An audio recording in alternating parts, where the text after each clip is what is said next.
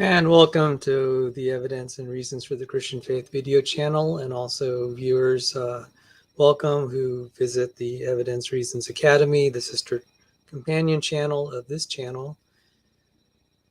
And I'm taking the day off. I'm going to a small creationist conference today. I'll be leaving shortly. And so I'm also in the process of writing a book or two. The first one is Cures for Doubting Thomas, Finding Faith in the 21st, Technologically Advanced 21st Century. The other book will be kind of like it's not as well conceived of yet, but it has to be written at some point. And I'm hoping that book will come out after that first book, Cures for Doubting Thomas. I will be on a radio station somewhere in Colorado. I got invited. I've been scheduled, and I'm planning to try to have the book launch by then. We'll see. I think that is terribly ambitious, but my editor is really pressing me to get it done. And in light of this interview, it'd be a good time. My editor will probably only has a limited amount of time to devote to the project, so I'm trying to rush it to the editor, and we'll see how quickly I can get it written. There'll be multiple editions of that book because there's a lot of current events that should be incorporated into the book as they transpire, and some have not been completely settled, and some I'm not at liberty to talk about because there are legal issues, shall we say. So depending on how those come out may affect future editions of the book. And there continue to be developments, and sometimes you never know what sort of surprises. So that book is tentatively scheduled to be released in October, but I haven't even finished it, much less have we gotten to the editing, the multiple layers of editing, and I've never done this before. But I feel that it is my calling to write that book because it says in one of Paul's epistles to the Corinthians, comfort others with the comfort with which God has comforted you. And so this book is distilling kind of what helped me. So I don't think there's a one-size-fits-all cure for people's doubts any more than there's, one-size-fits-all pharmaceutical or a cure-all. But I will try to collect what had helped me, and hopefully someone can find what will help them. And in the process of this, I've just been randomly Googling and, researching just some illustrations I'm going to be putting in the book. And I ran into this interesting article because I was looking at, the level of belief in evolutionism. I call it evolutionism because I firmly assert it's by and large, not that, common descent, I'd say evidentially it's I'd have a hard time fighting it until we can actually prove the fossil record is young. It's going to be hard. So even though I personally reject it on an evidential ground, it's like that's not really a great fight for creationists to get into right now. And they don't need to. What I mean by evolution is evolution by natural selection, where natural selection is the mechanism that creates the features of complexity, especially Darwin's Origin of Species, chapter 6, Organs of Extreme Perfection and Complication. And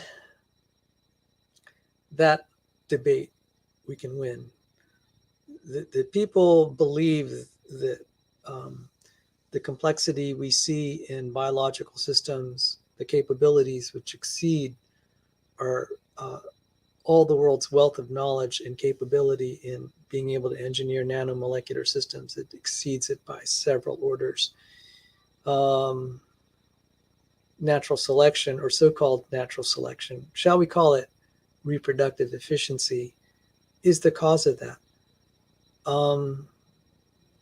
I think that's a myth. It's been falsified on many levels if people are willing to connect the dots. The problem is the lack of acceptance by academia. But when I've confronted some of the best population geneticists in the world, including Joe Felsenstein, I'm like, I'm sorry, sir, you haven't proven Darwin right, not even close. And the data, the experiments, data, and theory just keep coming in. It's been unfortunate, in my opinion, that a lot of the young Earth creationists in particular start with the Bible as proof that there's no evolution. And I don't think that's what Jesus taught. In John 10:38, Jesus said, if you do not believe me, he didn't say, read the Bible and accept it. That's not what Jesus said. Read it. John 10:38, if you do not believe me, believe the works. So there is a situation you don't start off with the right worldview. But studying the works of God, that's the prescription Jesus gives. One of them, one of the cures for doubting Thomas. Study the works. The other cure for doubting Thomas, the ultimate cure, is prayer. Jesus said in the Last Supper, Simon, I prayed for you that your faith may not fail. So the most essential ingredient is God's grace. We appeal, we seek God's grace to help us with our faith, and we pray for each other. But on a practical level, studying more Bible isn't what Jesus recommended. He said, believe the works, believe the works. And evolutionism tries to prevent us from believing the works. It uses crafty rhetoric, pseudo-scientific stuff that actually sounds like real science, but it's all an illusion. There's a lot of equivocation and circular reasoning pretending to be experimental science. And when they say, evolution's been proven in the lab, it depends on what you mean, because the majority of lab experiments, including Lenski's experiment, long-term evolution experiment, has been loss of genes. Gain of function, but loss of genes. And those of you who've watched my academic channel, we interviewed Scott Minnick yesterday. It was a highly technical nerd torture session. And Scott pointed out, all the lines are functionally compromised, meaning they won't survive in the wild. So all this crowing about the long-term evolution experiment, it only showed that Lenski could evolve creatures that will die in real environments. But it's been hyped up as some great discovery. And the great discovery is you've evolved something with natural selection that won't survive in real environments. And the fact that it can gain function, Minnick would probably argue that, yes, he did say, Scott Minnick said that it gains function, but it can't be extrapolated to explain the complexity of life. So this is like, well, okay, I took my computer and turned it into a hammer. It's like great gain of function, guys, and it's really pathetic. It's embarrassing.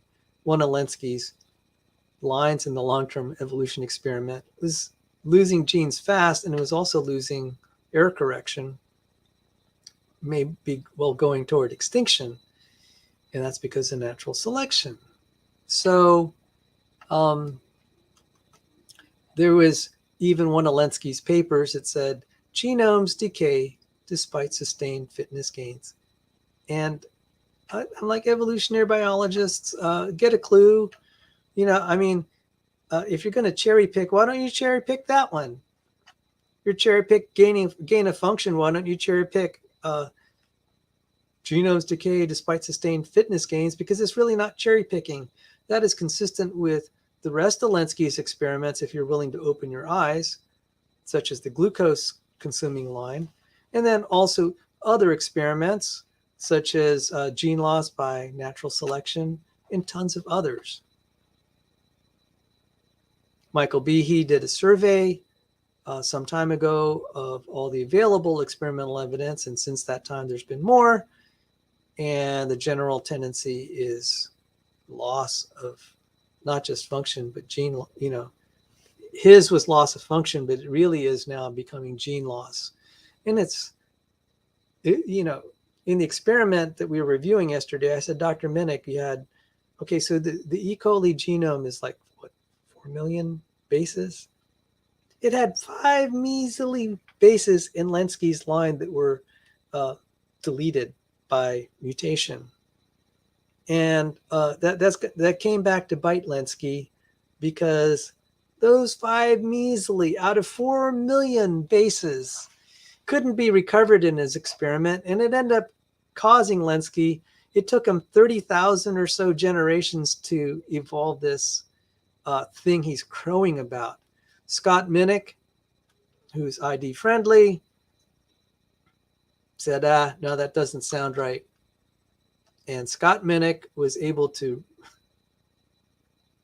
get his stuff to evolve sometimes in as little as 12 generations. 12! Or 12 days. It, took Lenski 15 years. Scott Minnick was able to do it, not just once, but like 47 times. And he said, look, Lenski, you claimed this was rare. This gain of function is rare. And Scott Minnick said, no, it's pretty easy to get. Falsified. Scott Minnick understood the significance of Lenski's work better than Richard Lenski. He also figured out that Lenski was starting off with defective bacteria. That's why the bacteria had a hard time adapting. So there's adaptability in the genome. It's limited, but it exists.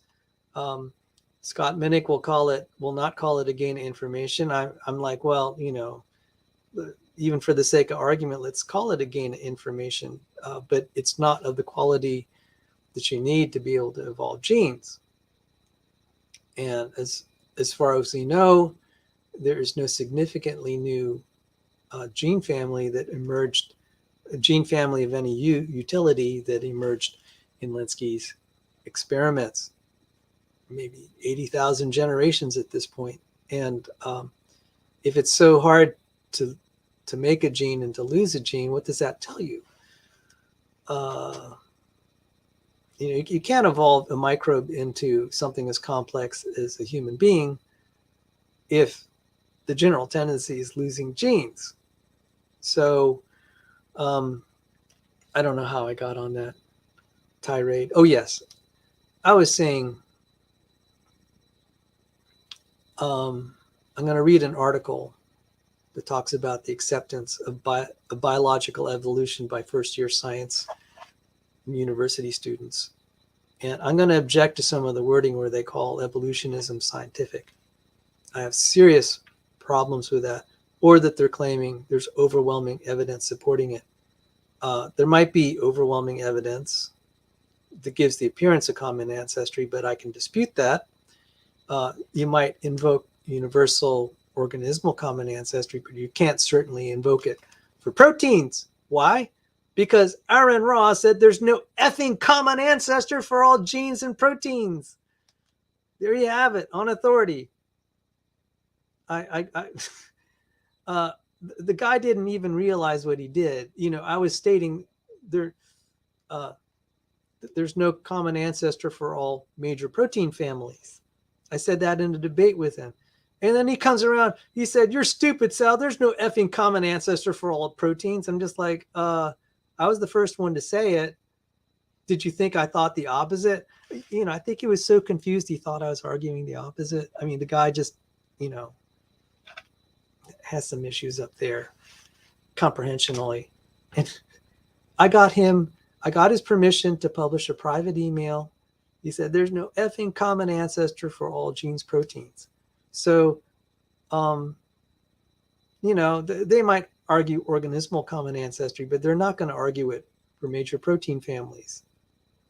You can ask any evolutionary biologist. He's going to say, yeah, it's kind of hard to say that they all started from one, ancestral gene locus. No. So,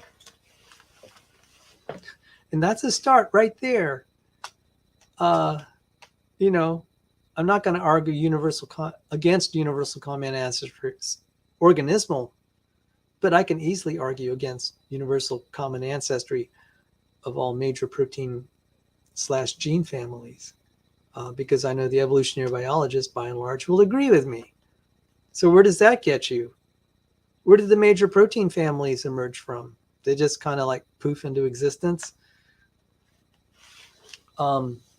So now I've had that little tirade that I needed to get off my chest. Let me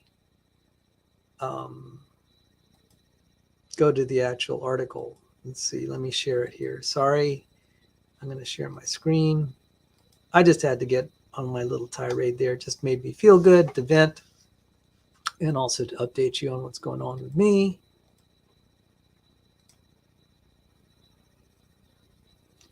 Here we go. And let me make this bigger. I put this, the link to this article, it's open access, in the video description. Published February 22nd, 2020. Acceptance of biological evolution by first-year life science university students. Lack of acceptance of biological evolution despite overwhelming evidence that supports it. Okay, if I were the peer reviewer, I would strike that statement. That's false. Can be very problematic in higher education courses that have strong biological basis. And I'd add that's because of the prejudice, not because it will actually help them, not because it will actually impede scientific understanding. So this would have flunked my peer review. And I said, evolutionary biologists are not my peers. Hallelujah. Praise God. Yes. Amen.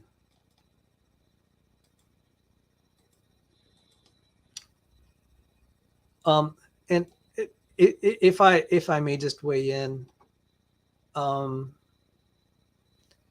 there's some pretty high caliber scientists. They may be a minority, but they've done quite well rejecting biological evolution. I've interviewed some of them. Look at Dr. Robert Matheny, thoracic surgeon, co-founder of a biotech company that's able to regrow cells to help heart patients live better lives. Doesn't believe in evolution. He doesn't believe it. His work actually, he said on this channel, the fact that he's able to regrow cells and rejuvenate them says the machinery for immortality is in the cell. It got switched off. It helped him. It seems to accord with Genesis chapter 5, the long ages of the patriarchs. And we also talked about immortalized cell lines, that scientists aren't putting two and two together and realizing we were meant to live forever. It's written in our genes. There are creatures like the Hydra that are immortal. We have the remnants of the Garden of Eden in our cells, every cell of your body. And he saw that. So when he is able to regrow heart cells using the patient's own heart cells, but he's able to coax it with his methods, those cells rejuvenate. It is like the fountain of youth that he discovered. And it's not necessarily him alone. He had been relying on the work of others, and now he's found alternatives to using embryonic stem cells harvested from aborted fetuses. In fact, this works better, and he gave the reasons why on this channel. So I object to this article that is painting them as like they're going to suffer in higher education if they reject evolution. I would argue you can reject it, but you still have to study it. I studied evolutionary biology long after I was a creationist because to understand a lot of the bioinformatic literature, it uses terminology.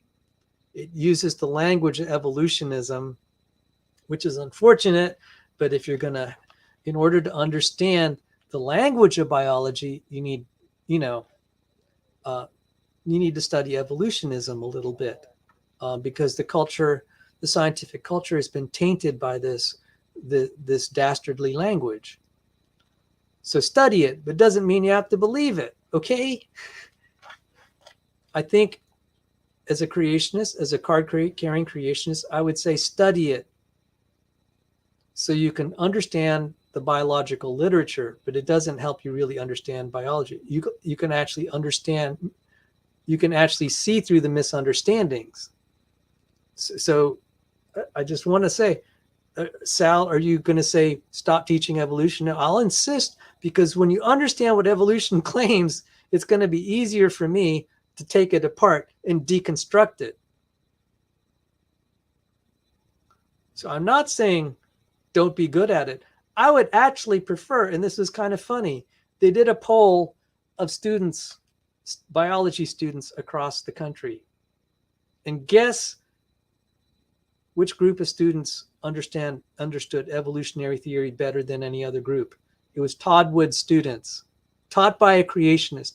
The best people that understood, the best students in university that understood evolutionary theory, and I don't know what year of college that was, it was creationists. But it doesn't mean you have to accept it. Jesus said, be wise as serpents. So you understand the wiles of the devil, okay? Unfortunately, you do have to invest some time learning this garbage in order to clean it up. Another tirade. So, sorry, this article just makes me mad. Probably see the steam coming out of my ears here. But I mean, you look at Robert Matheny. This is what the evolutionary culture is trying to suppress. Other Rama,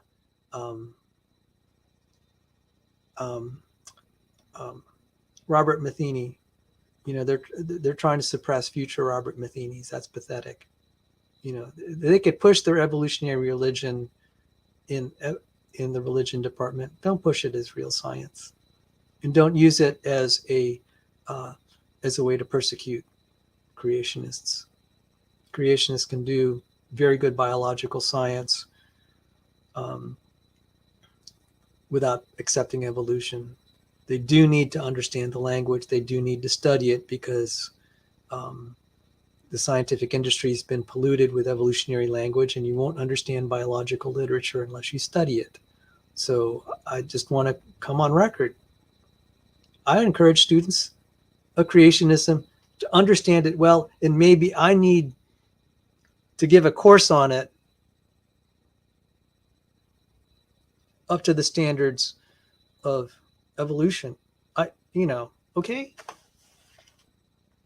That they'll say, I could at least recapitulate the theory of what they want to teach. Although it is kind of funny because there's the textbook evolutionism doesn't agree with the latest peer-reviewed literature. It's embarrassing, guys. I can catch you on this.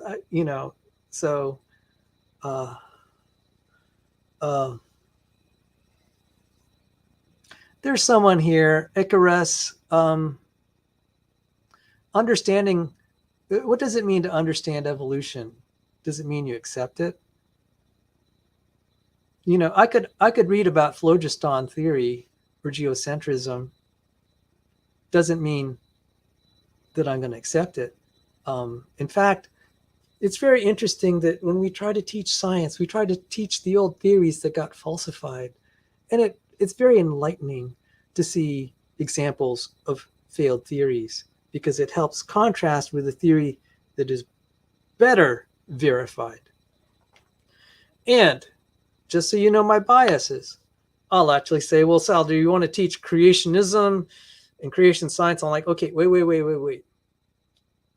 I'm here. I like the idea of experiment and observations. I think creationism is a religious belief. And I think evolutionism is a religious belief. And I've encouraged creationists not to try to say creationism is science. And I'll get in real hot trouble if I say I don't think intelligent design is science. I'll say there are a body of ideas, experiments that might lead you to that conclusion or that, inference. And I'm fine. I'm not going to defend and say ID is science. Take it or leave it. I don't get in there. I would just say by default, don't say it. It's not worth the hill to die on. I don't like these definitional, straining at gnats. But I mean, only except to say, just don't go there. It's enough to just say, just prove evolutionism is religion, and you're fine. The ID proponents and creationists are like, we need to prove that creation science is science. I'd say creation science is the science that's the body of areas of science that would support your religious belief. Okay, so I would just say for the creationists out there, your fight is not to prove that creationism is scientific or ID is scientific. Your goal is to prove evolution is religious, and it's bad religion because it really doesn't agree with the facts.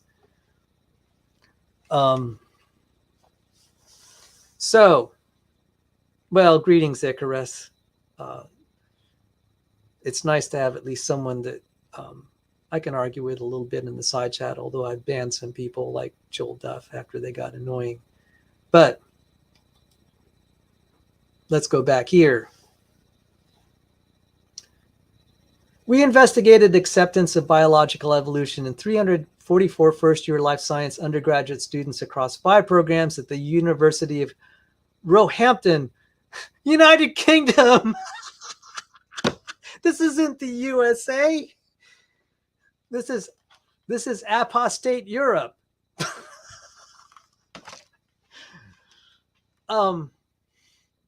University of Roehampton, UK. In line with previous findings in British University, we found that 9% of the students did not accept evolution by natural selection, with an increase of 16% for human evolution. Both religiosity and program of study were significantly related to acceptance levels in our study. In particular, low acceptance was associated with Muslim or Christian belief and biomedical sciences and nutrition and health programs compared with anthropology, zoology, and biological sciences. We suggest embedding an evolutionary perspective in teaching biomedical and health programs and creating space for explicit discussion between perceived conflicts with religious belief. Okay, take that as what you will, but I think the reason I highlighted this, and the thumbnail had the Battle of Thermopylae. You had these, as legend, the legend goes, we have 300 Spartans fighting 300,000 Persians. Yeah, okay, that's an exaggeration. It was 300 Spartans, 1,000 700 Thespians, and some other guys. But it's just the 300 is just kind of the legend and lore. It's not terribly far from the truth. And they stood up to this Persian horde, and they stood up bravely. They died fighting for their freedom, fighting for their land. And I've seen this design theory just almost wiped off the face of the earth because of Darwinism. But there are people that stood their ground. But fundamentally, why Darwinism is going to fail, and it's failing, is it doesn't agree with the facts. And even hardened materialists are like, we're kind of fed up with, the milquetoast arguments that are coming out of evolutionary biology. It's not explaining the problems of complexity. The blind watchmaker doesn't work. And so I published in a reference, peer-reviewed reference, scientific work, Springer Nature, AG, Switzerland. It's now on university library shelves. All we did is collect. Okay, we added some novel stuff with mathematics regarding Fisher's fundamental theorem of natural selection. And we just combed the best evolutionary population geneticists in some of their correspondence that has just kind of fallen into obscurity because the science publishers don't want to just trumpet it. We made an argument that was just crushing of the idea of evolutionary fitness and the fundamental theorem of natural selection. And we didn't cite any creationist literature. We didn't really even cite ourselves. We cited evolutionary literature. And there's no reason that this should be retracted. It's like, well, Sal, if you want to teach evolutionism in university, what do you teach? I'd say, why don't you just read our bibliography and you'll teach that and you'll see that it fails. It absolutely fails.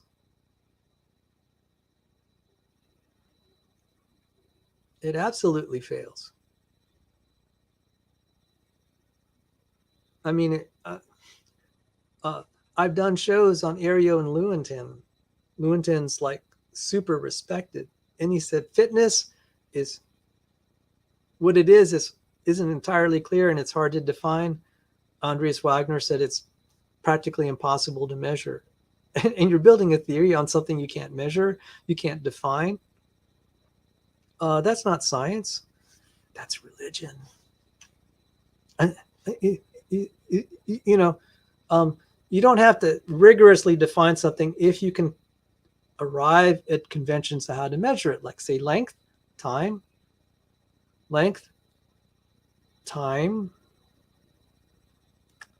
charge, and mass. From those, you can derive practically most of physics. So all your combined units like newtons, kelvins a little hard, but newtons, watts, joules, etc. Those can be derived from those four fundamentals and that I just mentioned. Evolutionary biology, your key quantity, fitness, you can't define it, you can't measure it. So if you can't, like, okay, I'll let it go that you can't define it rigorously. Do you have any metric? And in Aereo and Lewontin's essay, they said, well, you know, there's situations that arise you cannot unequivocally say one thing is more fit than another. And what's really bad is that one thing being more fit than another is environmentally dependent. And if it's environmentally dependent and you're making a historical claim and you have no idea of what the environment was, you can't say one thing was more fit than another and therefore evolved because it was more fit than another. It's a faith statement. And then we have all these experiments just kind of crushing this. And, you know, I will go on in more detail on my academic channel while, why the real facts are embarrassing to evolution, even Lenski's experiment. But I haven't read this. And before I go travel to my creationist conference today, I'll be back tonight, by the way. It's not a terribly long drive.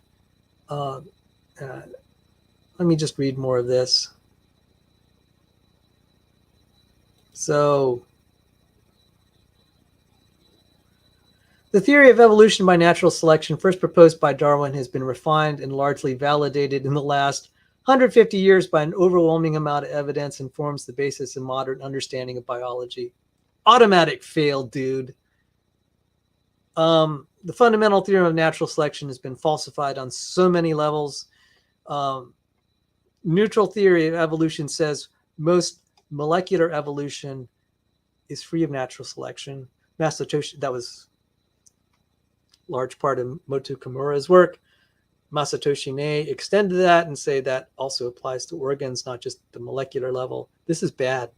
Okay.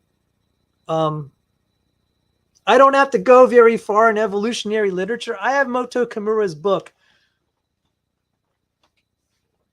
on my shelves. I have his books and writings and essays just from pure population dynamics. I've also showed the problem of mutational load in a variety of ways, just using simple Poisson distributions. That's utter, I'm not going to curse. Okay. So utter baloney sandwich, BS. And that's putting it mildly. I don't have to go very far and say that is totally wrong. But, oh well, if you're going to promote evolution and call that we have to destroy religious belief, it's stupid stuff can be given a free pass like that. Evolution by natural selection is not the foundation of biology. And I would say, well, what are you going to do when the dominant mode of evolution is genome reduction, and most experiments with natural selection are gene loss, gene disruption, or loss of function? How's that going to work, guys? That's pretty pathetic. So I'm sorry to be on my tirade. I can't even go just one sentence without saying, you guys don't even understand your own literature. I understand it better than you guys. And steam's coming out of my ears because I'm so mad. You cannot even, you're trying to promote a theory. You don't even understand the literature as well as I do. And that's not saying much.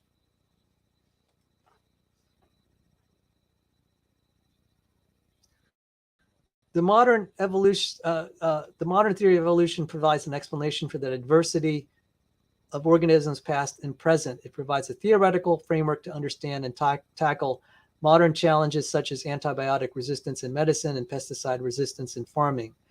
It is the basis for plant and animal conservation.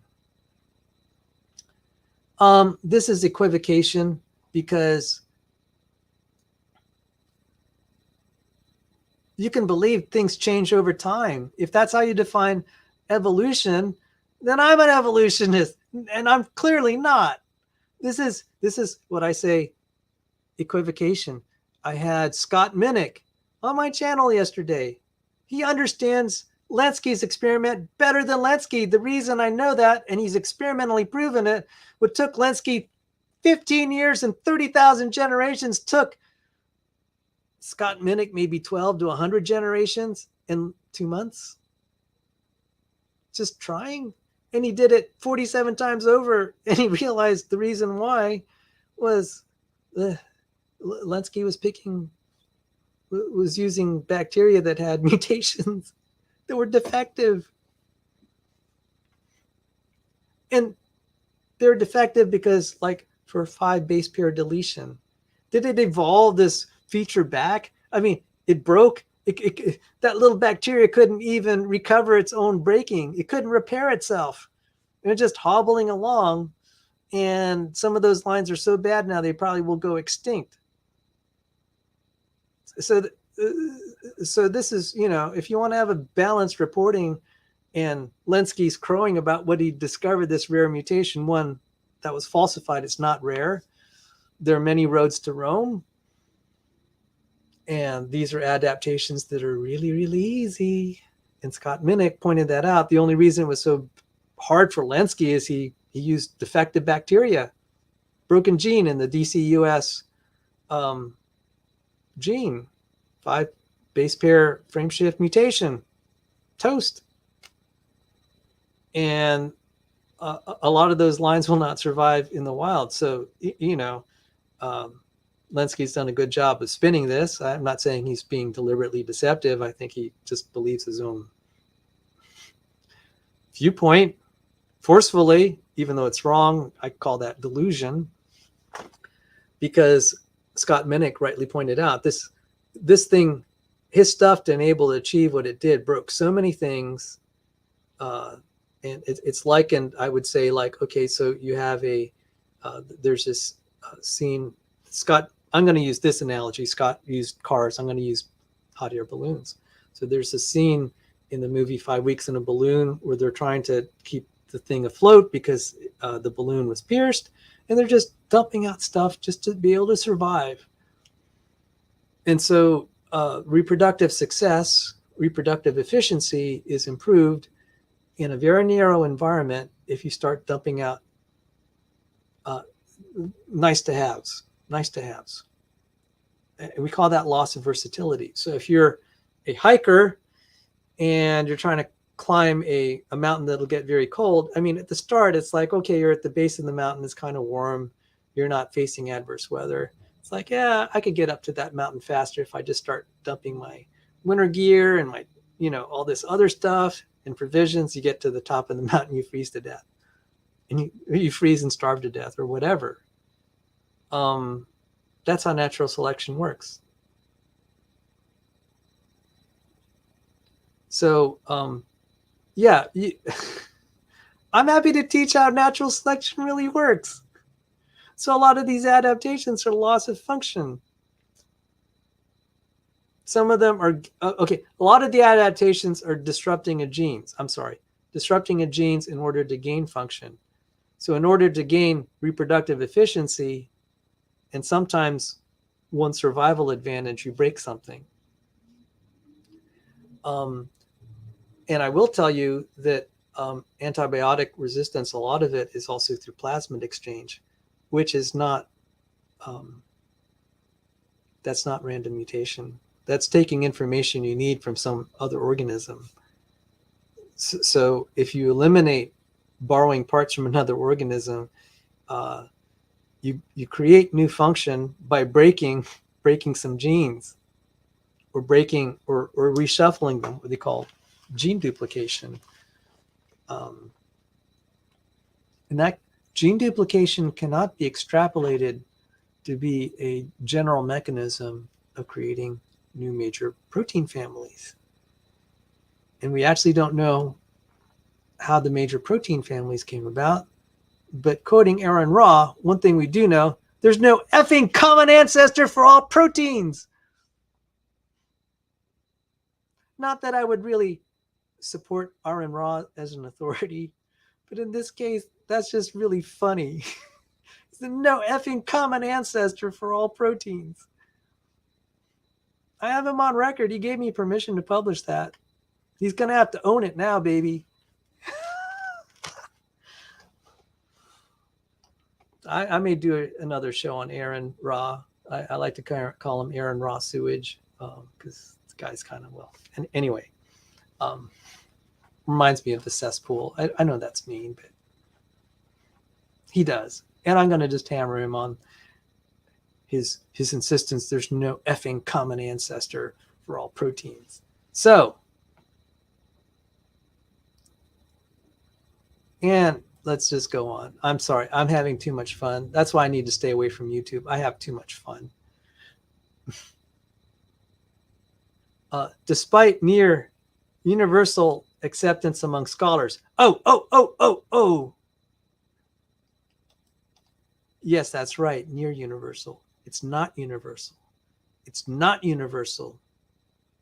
Yeah, Ben Carson, Robert Matheny, Scott Minnick, Michael Behe, Marcos Eberlin, James Tour.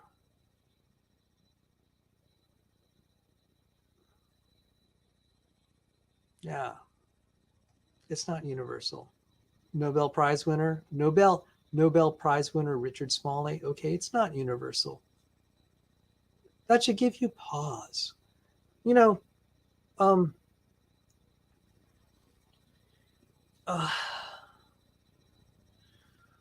don't know an engineer that would say I disregard the approximation of Newton's laws. I definitely don't know an engineer that says I reject electromagnetic theory. Definitely. But isn't it funny you have a lot of biologists, first-rate scientists said, I don't believe in evolution. That says something. And they're able to do science without evolution. That says to me, maybe this is like a religion that isn't really essential to do science. It's independent of being able to do science well. Again, I'm not saying, you don't learn the theory. You learn the theory, you don't have to believe it. Oh, look at this. Thank you. Why should there be a common ancestor for all proteins? It's not needed for common ancestry for all life. Okay, thank you for asking. You see, this illustrates the blindness. My argument was, I never said you need universal common ancestry for proteins for anything. The problem is, where did the ancestors, how did the ancestors form? If you don't know, okay, so I asked, I wrote a letter. I encouraged Cindy Lincoln. I said, look, use this. You have better rapport with R.N. Raw than I do, and Dr. Chris Thompson. So there were 4 of us that were in a debate. And I argued with Sydney like I argue with her a lot. Goodness. And she said, what should I write to them? I said, look, this is all you have to do. Ask questions, stop asserting, stop trying to be an evangelist, stop trying to be a quote unquote witness. Just ask a tough question. The tough question I had her ask, and she agreed. I said, look, I'm not going to make you say something you don't accept yourself. So look, I'm not asking you to just be a rubber stamp. You have to believe that this is a good letter. You helped me write it. And we argued what the contents of the letter was. And it boiled down to this. She said, can you tell me, okay, if you're asserting that these things arose naturally, can you state what the initial state of the genome was and the final state in the process in between? So you have, so you have like a topoisomerase, a helicase, a collagen, a zinc finger, etc.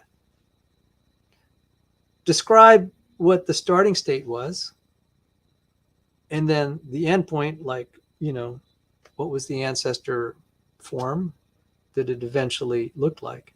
How did that form come to be? What were its antecedents? What were the conditions that created it? What was the process? And R.N. Raw and Dr. Chris said, we don't know, but that's not how science works. I was like, BS! In my mind, I didn't say that to them. I said, okay, is that acceptable in any other scientific hypothesis? You don't know, but it's true? That's baloney. That's absolute baloney. You could say you could believe it. I'm a religious man. I accept things on faith. They're unwilling to admit that they're accepting this on faith. They don't actually have evidence. I mean, if they're gonna cite Lenski as an example of how this is solved, I'm just like, you got to be kidding. Experiments that lose genes in order to gain function, that's not going to work, guys. That's not going to work. It's an invalid extrapolation. You say, what is the initial condition, what is the final condition, and what are the processes that take it from initial to final? Then you have a theory that's testable, workable, believable. Just saying that's not how science works, and you give this little lame duck answer, and you don't admit, well, really, you're just accepting this on faith. That just doesn't cut it. So you're presenting a religious idea, a faith-based, not religious is pretty pejorative, but that's just faith-based idea, pretending it's experimentally verified. So going back to this whole thing, that's not the issue. Okay, just to clarify, I'm not saying there has to be a common ancestor for all proteins. I never said that. People keep misunderstanding. That's partly because of some brain damaged guy on the internet who can't seem to represent me no matter how many times I correct him. And I haven't even looked at his YouTube channel like in the last year. Helps my sanity. The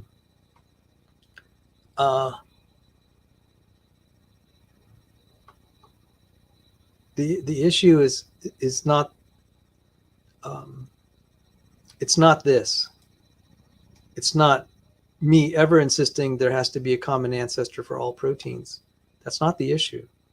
I'm saying it's a fact, isn't it? It's a rather obvious fact they don't have a common ancestor. The real problem is evolutionists don't see that as a problem. They keep saying it's no problem for evolution. I'm like, okay, why not? Isn't Darwin's Origin of Species, Chapter 6, Organs of Extreme Perfection and Complication? How do these things just... Yeah, see, why is it a problem? The reason it's a problem, you don't have a credible mechanism. You don't have evidence that it evolved by any natural means, and you're claiming it just pops up by itself. You're forcing students to believe this can happen without intelligent design and creation. That's what's wrong.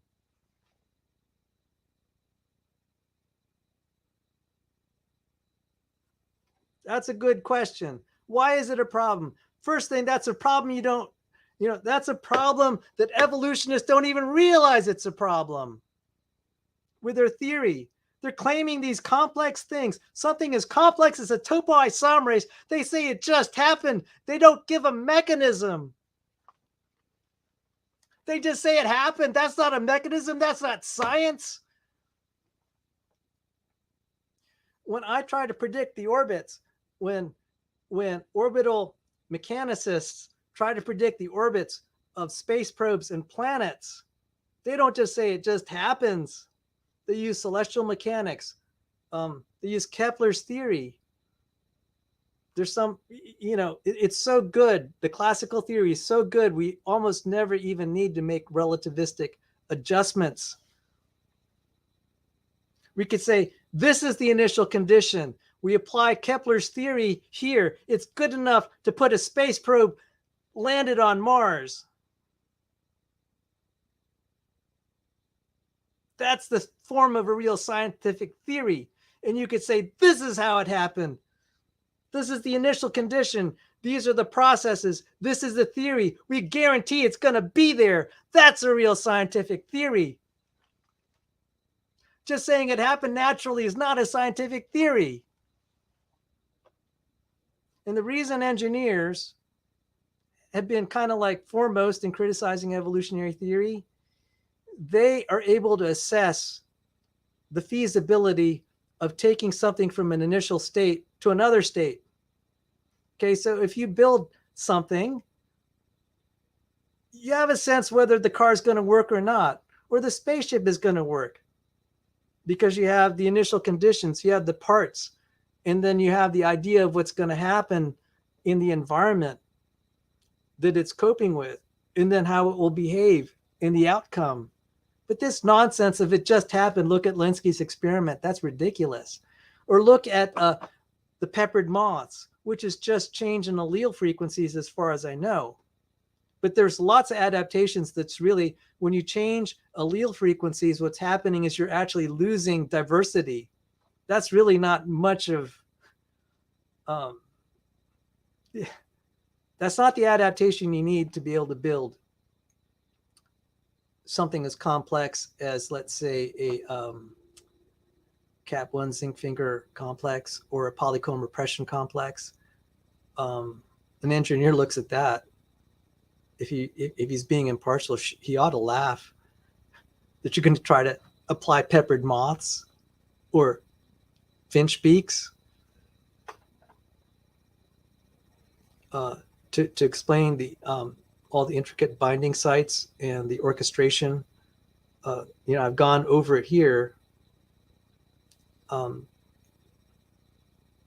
my channel, all these chromatin modifications that lead to development of various features, such as the quality of skin on your eyelids versus that on the soles of your feet. And I sometimes pose the question to evolutionists, okay, you have prokaryotes and you have eukaryotes. Tell me how you implement double-stranded break repair when you go from a non-chromatin system to a chromatin system, and you have to do all these histone modifications, etc. And you're going to appeal to peppered moths to explain that. We call that a non sequitur. It just doesn't work. So back to Icarus's question, why is it a problem? It is a problem because evolution, not only does it not explain it, it seems to conflict with, for something as complex as, let's say, that polycomb repression complex to emerge, it seems to be in violation of natural expectation. When you see products that are in violation of natural expectation, you need to state that. That's the responsible thing to do. So what's a violation of natural expectation? We kind of get a hint of that in fine-tuning, or this privileged planet we live on. It seems to have a lot of qualities that make Earth very exceptional. It's a violation of natural expectation. So this is a problem for evolution. If you're posing this as kind of the natural way that creatures come to be, I have a problem with that because it's violation of expectations. First off, even though abiogenesis is separate from evolution, it's a violation of expectation that you get from all these chemicals of life to have the organization you see in the first life. Going from the first life, assuming that it's prokaryotic, which is probably the simplest form, going to eukaryotic, it violates natural expectations. I've covered this in this channel. So what's the responsible thing to say?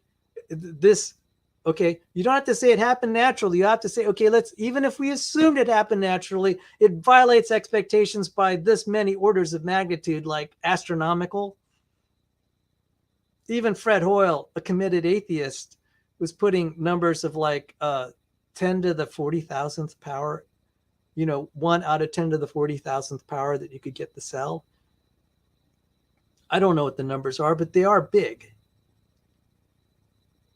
So if you're going to represent that this happens naturally, that's false. The responsible thing to say is this is several orders of magnitude by far. For this to have happened, an event that is extremely rare happened. Isn't that scientific? That's the prediction. We've proven it experimentally on so many levels. I mean, it's consistent with, I wouldn't say proven. Experiments are consistent with that. And so, all right. So if it's so far from expectation, a lot of people just believe it's a miracle. A miracle. You don't have to say it's a miracle of God, but, do what Eugene Koonin does, appeal to, oh, there are infinite numbers of universes out there. We just happen to be in the right one where the odds, everything just kind of fell into place. That's not much of a proof, but he understands the odds.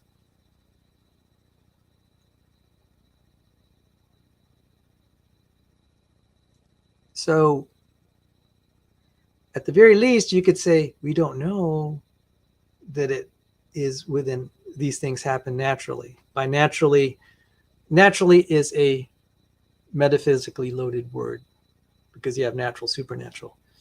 The kind of maybe less metaphysically loaded is to say this is an ordinary expectation.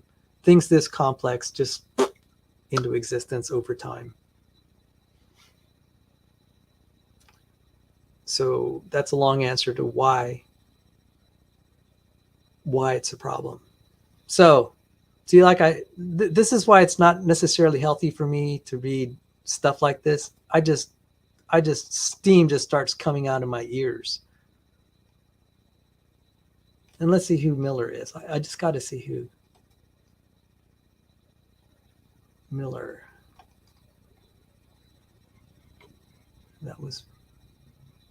It was a different Miller. Okay. If it was Ken Miller, I would have picked on him. No, it's not the same Miller I thought. Okay, I'm sorry. Compared acceptance with the statement humans have evolved from animals across countries, and found that while premise was not rejected by the majority in surveyed country, the majority of participants in Turkey and the United States did not endorse the concept. Yay! USA, Turkey. The gulf between the general population and scholars accepting evolution has led to a number of controversies with regard to school teaching. Even though the National Academy of Sciences suggested to use evolution as organizing theme in biology, repeated efforts have been made to include intelligent design, um, etc. In order to quantify attitudes toward evolution, several questionnaires have been developed.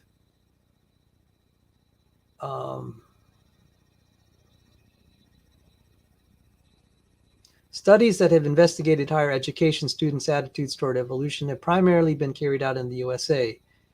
Sinatra and co-authors 2003 found a correlation between religiosity and rejection of evolution, though this was interestingly limited to rejection of human evolution.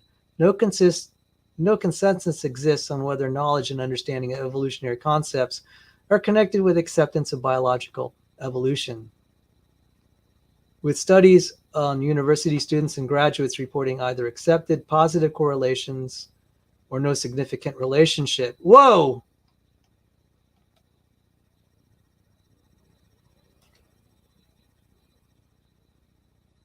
No significant relationship. Sinatra. And Sinatra. Oh man, see, this is annoying.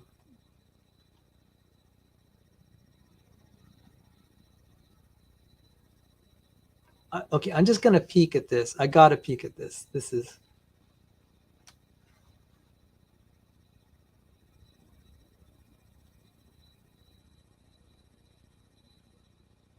We hypothesized there would be a relation between understanding and acceptance. We also hypothesized that students who viewed knowledge as changing and who have a disposition toward open-minded thinking would be more likely to accept the scientific explanation of human evolution, and beliefs and dispositions would not be related to acceptance.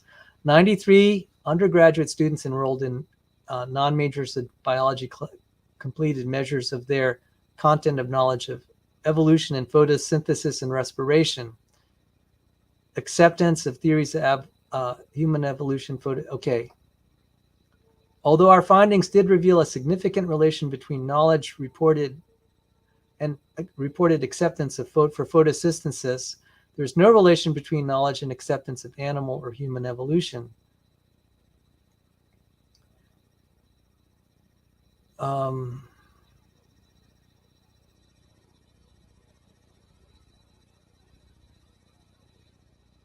Okay, I'm having a hard time understanding what he's saying.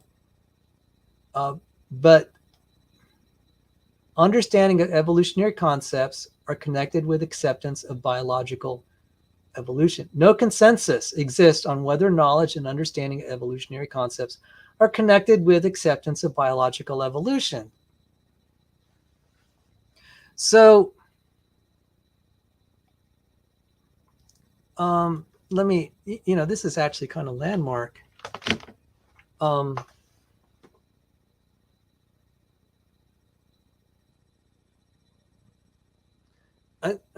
I mean, I think what you could do is like maybe take someone that has knowledge of evolution, and I don't know. I really don't know how to answer that. So I'm just gonna leave it at that.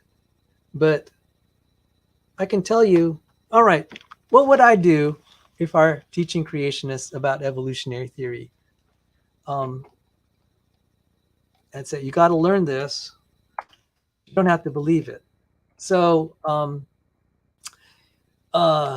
Eugene Koonin, modern synthesis.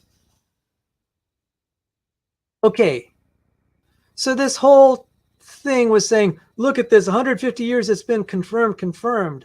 Well, one variant, the primary way that we've represented Darwinism was later refined to be combined with Mendelian genetics to be called neo-Darwinism. But it's kind of the same thing, except it had to be constrained within the framework of actual real science like Mendelian inheritance.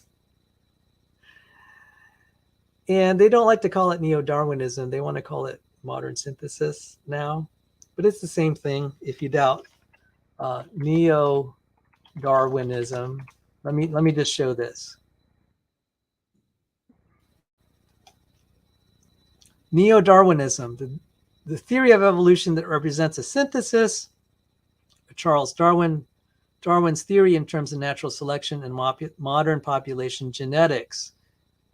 And it's been called modern synthesis. Okay?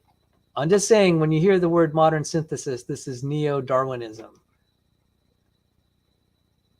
Okay, so Eugene Koonin, one of the top, probably in my opinion, he's the top evolutionary biologist on the planet. I had the privilege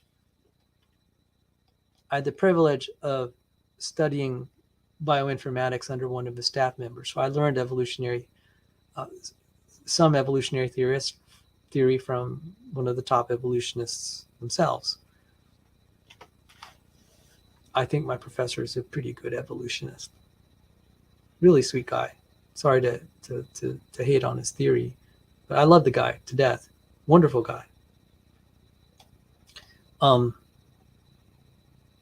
So Eugene Koonin, the origin at 150, and this is the anniversary. So he's talking about the 200th anniversary of Darwin and the 150th jubilee of the origin of species prompts a new look at evolutionary biology. The 1959 origin centennial was marked by the consolidation of the modern synthesis, neo-Darwinism. The edifice of the modern synthesis has crumbled, apparently beyond repair.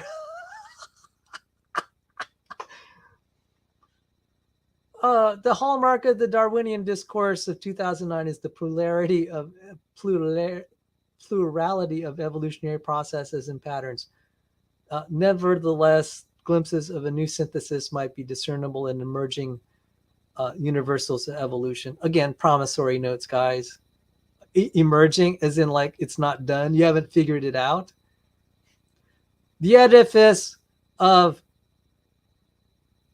modern synthesis, neo-Darwinism, has crumbled apparently beyond repair. Numerous scientific meetings dedicated to Darwinism! In a peer-reviewed paper, they used the word Darwinism. People get on my case when I use the word Darwinism. They say only creationists say that. No, you've got an evolutionist himself using the word Darwinism. Numerous scientific meetings dedicated to Darwinism were convened in 2009. One of the most prominent, obviously, being the 74th Cold Spring Harbor Symposium Quantitative Biology.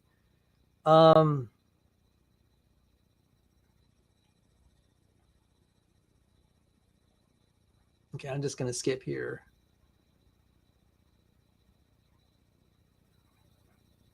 Let me look at the word gone. The summary of the state of affairs on the 150th anniversary of the origin is somewhat shocking.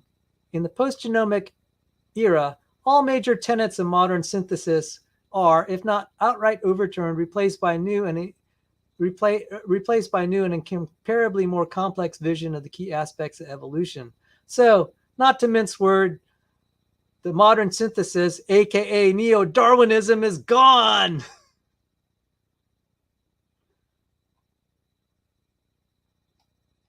I mean, guys, do I have to work really hard to argue that evolutionary theory has some problems? I mean, I remember 20 years ago, I'd be on these forums and they were fighting me and just pumping neo-Darwinism, modern synthesis, neo-Darwinism, modern synthesis, it works. And now we have like the third way. And like, okay. All right. In the classical domain, not quantum electrodynamic domain, but in the classical domain, which is like everyday electromagnetism, it's it's baseline. I mean, is there a crisis of classical electromagnetic theory? I mean, look, our generators are working really well. You have electricity. That's because creationist Michael Faraday um, pioneered, Faraday's law of induction.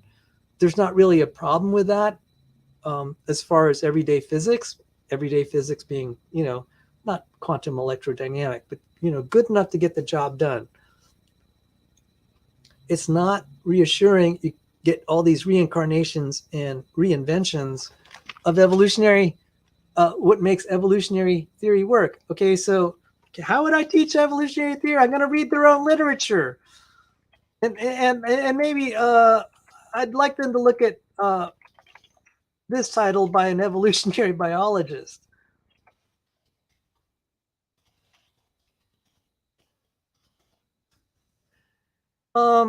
Okay. Uh, this is a title written by an evolutionary biologist. You think I don't have to make this stuff up? It's right there, guys. What's wrong with evolutionary biology? John J. Welch. I could list a lot of things that he left out of his laundry list. I'd say I'd start with Aaron Raw. It's like you need to account for why there's no effing common ancestor if you need to account for the fact if there's no effing common ancestor for all proteins, how does this square with normative expectations from first principles of physics and chemistry? That's what they can't solve. One would like to say that evolutionary theory squares with physics, first principles of physics and chemistry, statistics. It doesn't. That's a serious problem. So I had a premier condensed matter physicist. I think he's mostly in the condensed matter world, not totally. He's really in the electromagnetic world too. That would be David Snoke. I had him, distinguished professor of physics and astronomy. He works on he studies quasi-particles, things like polaritons, excitons. And I heard him talk about biological lasers. And he's written papers critical of evolutionary theory. I mean, I would think a physicist could be able to comment on the feasibility of a claimed physical process, of how it starts and how it starts and how it gets from point A, state A to state B. A physicist can say the way you describe your mechanism, whether that description is accurate and whether that description is credible. And he's saying evolutionary theory is not credible. He's changed his mind over the years. So this title here is kind of funny. This is from an evolutionary biologist's perspective, but how about the chemists and condensed matter physicists? I mean, I don't have to chin up titles like this from creationist literature. So if you want me to teach evolutionary biology, I'll start with this. I'll start with all the controversies. I'll start with Kunin's paper, the top evolutionary biologist, saying, it's beyond repair, neo-Darwinism. And it's like, look, that's you'll say, well, that's not really Darwinism. That's neo-Darwinism. I'm like, okay. Why don't we see what parts of neo-Darwinism failed because the Darwinism part of it fails? And I'd start to say, well, start with neutral theory, Kimura. I mean, you want me to try to break what was in that essay? I'm just going to go to evolutionary literature. Okay, so let's look at neutral theory of evolution.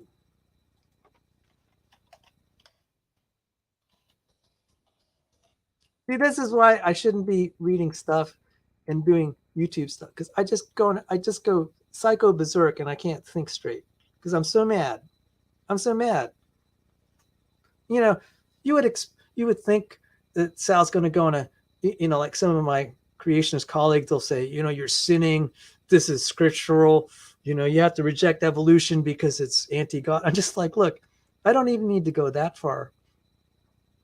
I just need to cite evolutionary biologists themselves.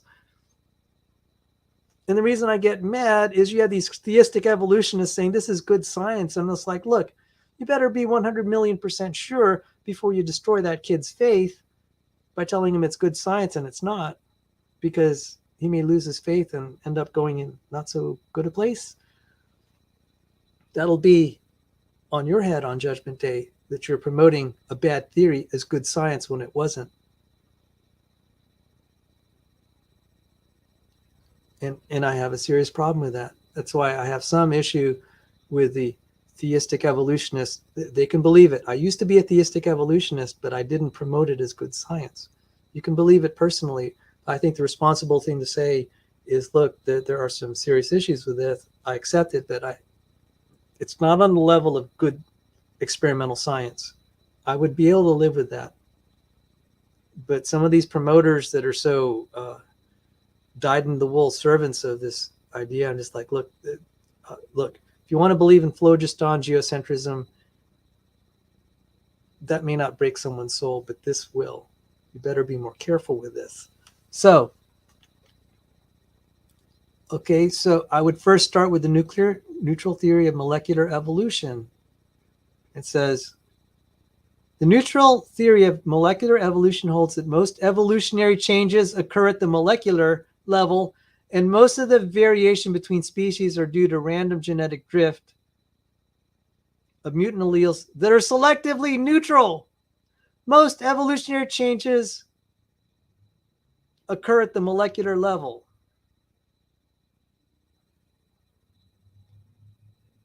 And that's, some will say that most evolutionary changes that occur at the molecular level.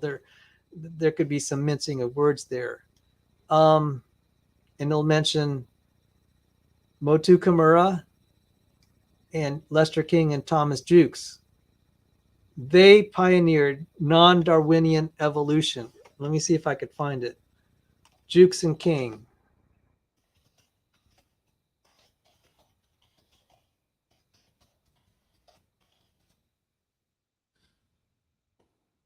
Okay, so here it is, Jukes and King. Non-Darwinian Evolution, 1969. It is credited along with Motu Kimura's paper, Evolutionary Rate and Molecular Level, proposing what became known as the neutral theory of molecular evolution. So, Masatoshi Nei, uncommon descent, member of the National Academy of Sciences.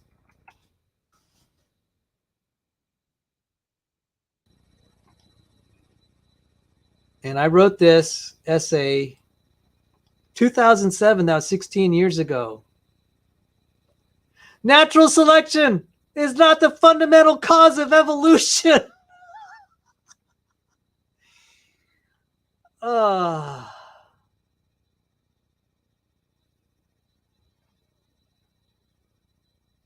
Now, this was a tough read. Masatoshi Nei is not easy to read.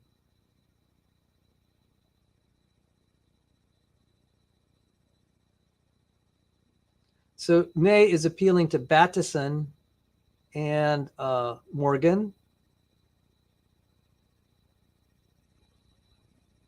Okay, natural selection occurs as a consequence of mutational production of different genotypes, and therefore it is not the fundamental cause of evolution.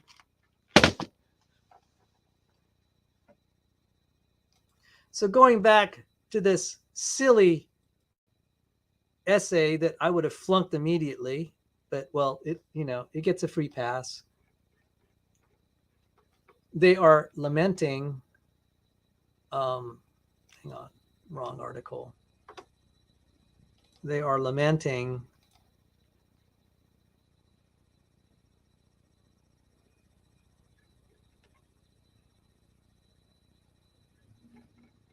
okay. The theory of evolution by natural selection, first proposed by Darwin, has been refined and largely validated in the last 150 years by an overwhelming amount of evidence, and forms the basis of the modern understanding of biology. And I just read a respected National Academy member of Sciences, National Academy member of the National Academy of Sciences, Masatoshi Nei. I just quoted it. Does that square with what you're hearing in another venue? natural selection occurs as a consequence of mutational production of different genotypes, and therefore it is not the fundamental cause of evolution. He'll say it's mutation. I'm just like, okay, all right, I'm going to criticize Ney now. What do you mean by mutation? I mean, change causes evolution. Okay, let's just assume that. What kind of change? If I just took how about a rat? Because to me, they're disgusting creatures, or mice. How about I throw them near a nuclear reactor? Get lots of mutational changes. Do you think that's going to cause the creatures we see today with their tremendous capabilities? The mice have tremendous, quote unquote, night vision. I don't think it's quite the same as the way we implement night vision optics for soldiers. I used to work at the Army night vision labs in Fort Belvoir. But the mice have really good vision at night, really good vision. And there are other creatures like that can sense magnetic fields, probably to the limit of any physical device we could build. Same for sharks that can sense electric fields. So do you think just kind of any plain vanilla change is going to be able to create these integrated devices? So we have Masatoshi Ney saying, natural selection is not the cause of evolution. He said mutation is. I'm just like, well, specify. Even a creationist say, well, yeah, mutation lies in change, but what kind? So, I mean, whatever. But I'd say, it would have to be the variety of changes that is not normative to be able to have something so coordinated. So, okay, I'm not gonna, my point is, do I really have to appeal to religious ideas to criticize evolutionary theory as being good? Particularly the theory of so-called natural selection? I don't. I actually study the literature and just like, why don't they just teach this in class? It's kind of sinister to me, in my opinion. Wouldn't it? I think that this would be kind of like off limits to teach in school, like say public high schools, to just cite evolutionary literature and just say, look, neo-Darwinism's defunct. By the way, we were teaching it for 40 years. It was the standard, and now it's gone. It's kaput. I just like Eugene Koonin, it's beyond repair. I'm like, okay, there's a lesson to be learned here. They're arguing all about this consensus and the importance of it and how much we need it. And then, like, you could have said the same about neo-Darwinism. We need all this neo-Darwinism to explain antibiotic resistance. And God, it's beyond repair. Did you really need it to begin with? No. And so don't pretend that consensus is the measure of truth. It's certainly not the measure of experimental truth. And so antibiotic resistance does not explain the origin of major protein families. And the way you can define it is you could actually look it up in these conserved domain architectures, in the architecture. You can do statistical analysis. It just stands out. You have these islands of functionality, just like you have parts of a car that are shaped differently. They're very distinct. Many proteins have those signatures, both geometrically in terms of their tertiary structure, which is their basic shape, and also their primary structure, which is the sequence. And I've shown examples on this channel that just pop out at you. So I really shouldn't be. See, people have been wondering why I haven't been on YouTube that much. It's not good for me because I'm just going to be going on these tirades all the time. And I really should be working on scientific papers and earning money, etc., and renovating my house. I have, I'm searching for a PhD program to enter. I'm thinking I'd really like to do stuff in quasi-particles and photonics. And one area you could do quasi-particles and photonics is in biological lasers. So, do we understand biological optics because of evolution? No.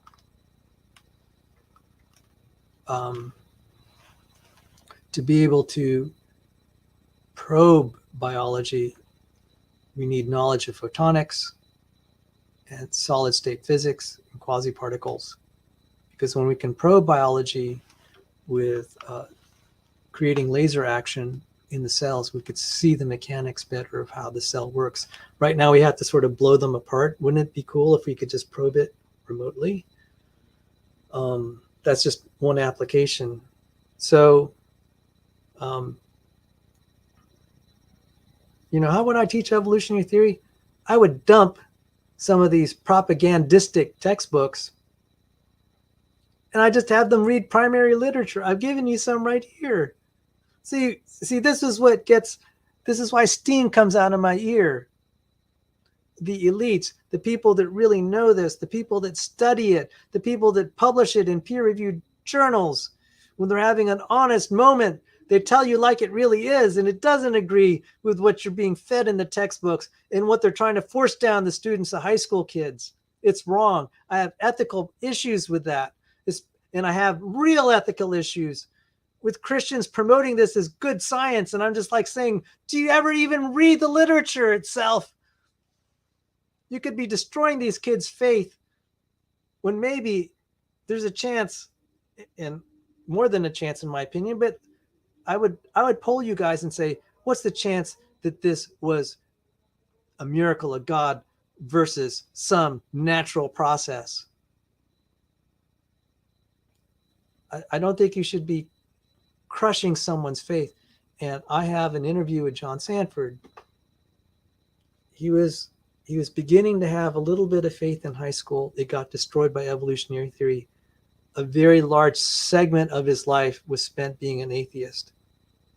He eventually returned to the church because, and this is public knowledge, he said it on James Tour's channel, he was wanting to improve his marriage, and he and his wife started going back to church, and he became a Christian, got baptized, and then he started out as a theistic evolutionist, but now he was open to the idea of miracles. And then he read Michael Behe's book. He said, this is really good. And then he eventually became a creationist. He spent 20 years of his life using his scientific knowledge to start criticizing, using population genetics to argue that we were created through a miraculous process than a normative process. So, Icarus. Oh, I'm sorry. I will link to this article. Here you go, Icarus. I'll tell you the basis of that. It's okay. First off, I quoted it. People always accuse me of quote mining. This was 16 years ago, and a lot has come out. And the reason I don't quote it very much is we have experiments now. The majority of natural selection we see now is, when it's very intense, is resulting in gene loss. Because it's very simple, versatility. When you have a strong selective environment, you focus on that one trait. And then the other traits, you can actually demonstrate this with some difficulty mathematically. The other traits start to look neutral and they can drift out. Okay, so let me give an example. If you have, intelligence and speed are desirable properties. So you look at a quarterback, someone like Tom Brady. Well, who's a better example? Oh, Patrick Mahomes. Patrick Mahomes, what a specimen. Very fast, he can run, he can throw, and he has very good mental faculties. He won the Super Bowl recently. So it's desirable to have speed, and it's desirable to have brains. Speed and brains. you could have a situation where you have a high selective environment, just hypothetically. I mean, just you could extend this to real environments. I'm just going to make a story up. Where you have someone who has the gift of speed and the gift of intelligence. Out comes a lion, and these guys start running, and well, sadly, the smart guy just perishes, gets devoured by the lion. The fast guy escapes. There's the there is the joke. Sorry, I have to bring this up. There's the joke. Two guys see a lion, and one guy starts running, and the other guy says, "No, we're gonna die. We're gonna die. There's no way we're gonna outrun the lion." And the other guy responds, "No, we don't have to worry about outrunning the lion. I just have to run faster than you." Oh, let me try it. It's broken.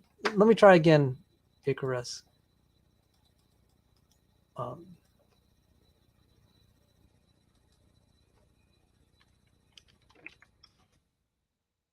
Did that not work? Can I suggest to Google? Look for this. Look for this here. Why don't you Google on that term and see if you can find it?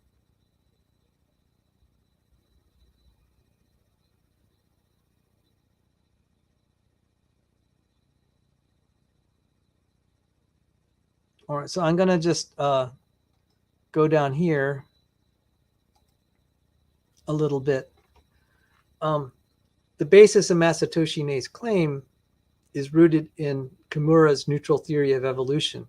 So if most physiological, anatomical, whatever traits have their root in a molecular basis, and most molecular evolution is neutral, therefore most evolution cannot be by natural selection. It's just a very simple argument. Richard Dawkins, in passing in the book Blind Watchmaker, mentions Kimura, gives obligatory tribute, but I don't think Dawkins is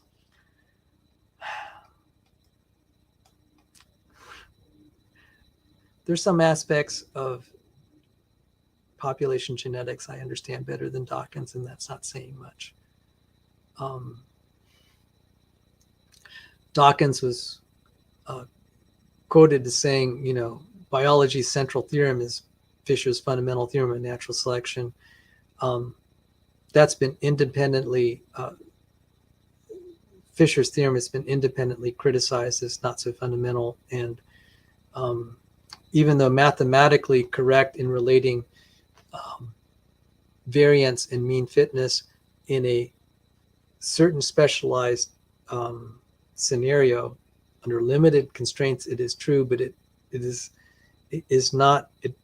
In general, it's so specialized a case, it does not hold, and can therefore either be deemed to be just kind of really not fundamental, irrelevant, and it would give a misleading impression that natural selection actually works the way Darwin had hoped it would work. That is, to create organs of extreme perfection and complication. So, okay. So,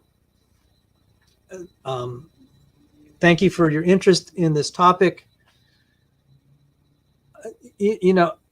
I'm not even at first level, I'm not absolutely saying evolutionary theory is definitely wrong, but it's not definitely right.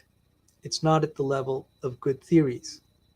So if our teaching creationists, I'll say, look, just start at that baseline. That's defensible.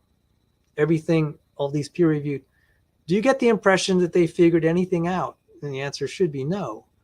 Of substance. You might be able to assume common ancestry, but you can't talk about the emergence of complexity. Complexity being like, say, the first, the major protein families. Where did they come from? What is the mechanism that created them? That's the problem. I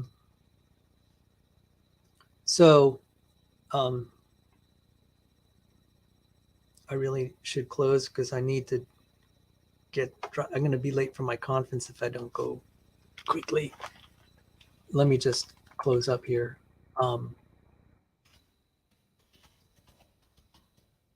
And Dr. Snoke, who was on my channel,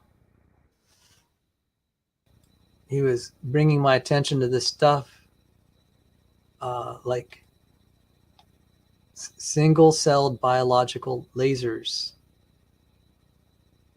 Since their invention some 50 years ago, lasers have made tremendous impact on modern science technology. Nevertheless, lasing has so far relied on artificial or engineered optical gain materials such as dope crystals, semiconductors, synthetic dyes, and purified gases. Here we show that fluorescent proteins in cells are a viable gain medium for optical amplification and report the first successful realization of biological cell lasers based on green fluorescence protein, GFP. We demonstrate in vitro protein lasers using recombinant GFP solutions and introduce a laser based on single live cell expressing GFP. On optical pumping with nanojoule nanosecond pulses, individual cells in the high Q microcavity produce bright directional and narrow band laser emission with characteristic longitudinal and transverse mode. Lasing cells remain alive even after prolonged lasing action. Biological lasers, zap, zap, zap. I think that's cute. Aren't there some superheroes with these laser eyes? Just anyway, here you go. Laser cells that are lasers with characteristic longitudinal and transverse modes. Lasing cells remain alive even after prolonged lasing action. Light amplification and lasing from within single biological systems paved the way for new forms of intracellular sensing, cytometry, and imaging. And we had David Snoke, Distinguished Professor of Physics and Astronomy, on this channel. He is critical of Darwinian evolution. Let me just read. I didn't have the chance to honor what David Snoke does. He has a Wikipedia entry, but let's read.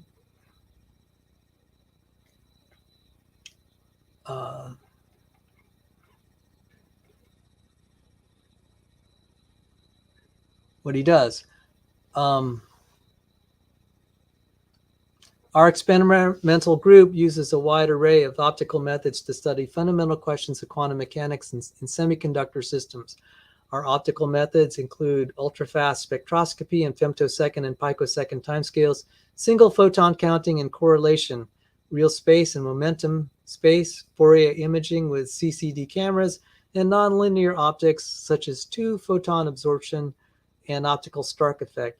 We can also apply variable stress to samples to create potential gradients to move particles inside solids, vary temperature down to cryogenic temperatures, and measure transport with electronics. One of the main efforts in our lab at present in the study of polariton condensates and microcavities. Polaritons are quasiparticles. The polaritons are essentially photons dressed with an effective mass and strong interactions due to the special design of the solid-state microcavity structures we use. These interacting photons can undergo Bose-Einstein condensation, which is a state of matter with spontaneous coherence.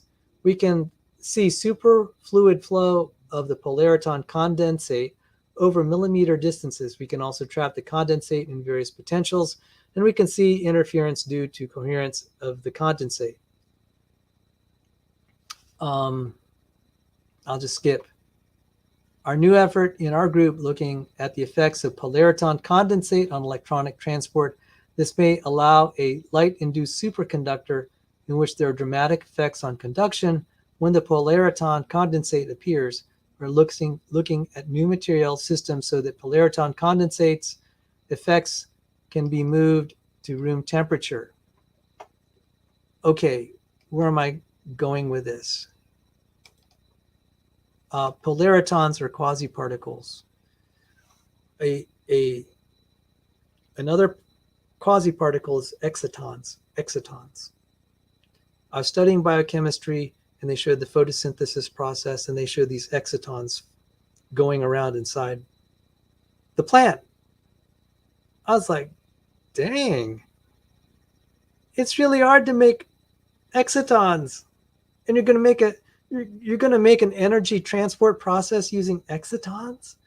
I mean, you need someone as brilliant as David Snoke to be able to build stuff like that, and there it is right there in the cell. And so, okay, what do us physics nerds when we hang out? People know me as biologist. I'm at heart an engineer, which is an applied physics guy, and then kind of the biology, population genetics. But it's really, engineering is kind of like my wheelhouse. But you need lots of physics to understand engineering, because engineering applies physics. And so when I was hanging out with Dr. Snoke, we were talking about quasi-particles, excitons, and polaritons. But to understand how biology works, you don't need evolution. You need design principles to understand why the parts are there and how they interact. Isn't that more important? That's why Dr. Matheny can create medical cures and pioneer them, actually, because he's focused on the design, the interaction of the parts, not whether it evolved or not. But they're pushing all this evolutionary theory. It's like you don't need to accept it or believe it to be able to do your job. You do need to study it to be able to read biological literature. And in that sense, you need to understand, you need to learn evolution to be able to operate in the current environment. It's just kind of the cost of all the damage that's been done by the evolutionary culture, that you need to be acquainted with the language. Okay. So to be able to work around that, you need to learn evolutionary theory, but you don't need to believe it. And once you actually learn what it says, you're now in a better position to see why it's false.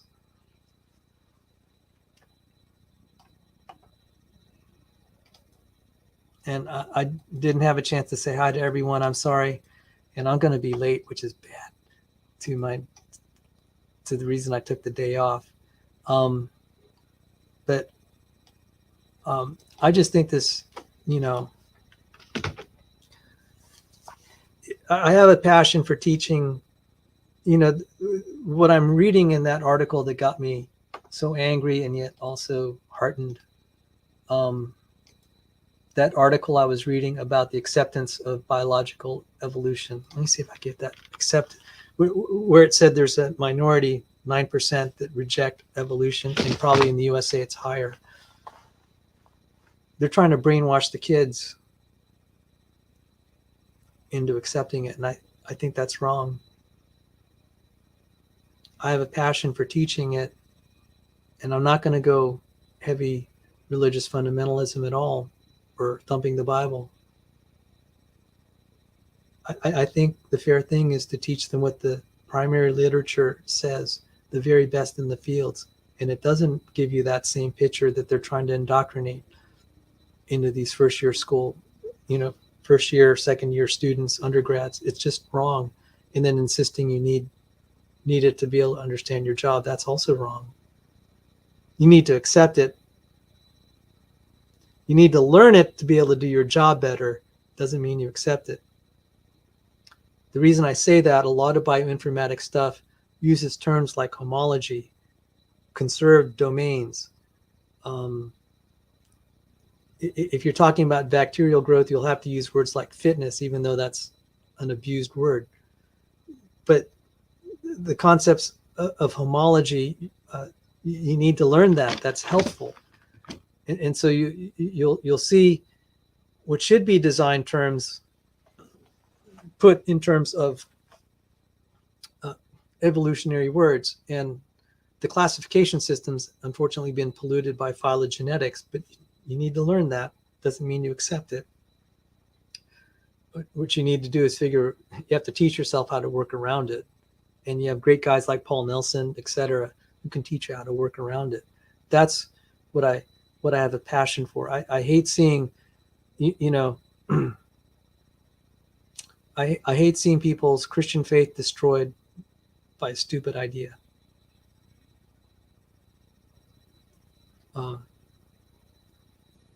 Independent of what your religious belief is, I think we're not having a fair process where both sides are not being heard. And I'm not even saying both sides of creation versus evolution. How about both sides of like cramming it down the student's throat and saying this is well established, and the other side, which is by evolutionary biologists themselves, they probably give you a much more nuanced perspective and should be a lot more skeptical that they'll give you a different picture that it's as good as they say in your textbooks. How's that for both sides of the argument? How about that? Teaching the controversy, not creation versus evolution or ID versus evolution. How about evolution in your high school textbooks compared to what's actually in peer-reviewed literature? First grade, peer-reviewed, recent literature. That's teaching the controversy. And it's not going to look good for evolutionary biology. So I better get going, guys. I got to get ready. I've had too much fun, and that's why I shouldn't be on YouTube much, because I have too much fun. And it just so happened I took the day off so I could go to this conference. I had some time to kill, and I saw this article, and then I'm writing a book that will appeal to this article, and it just set me off on a tirade.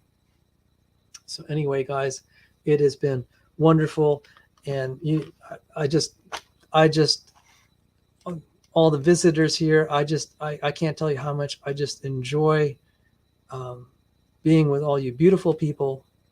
And so even the critic Icarus, thank you for visiting. And so let me just close with combat. God bless you.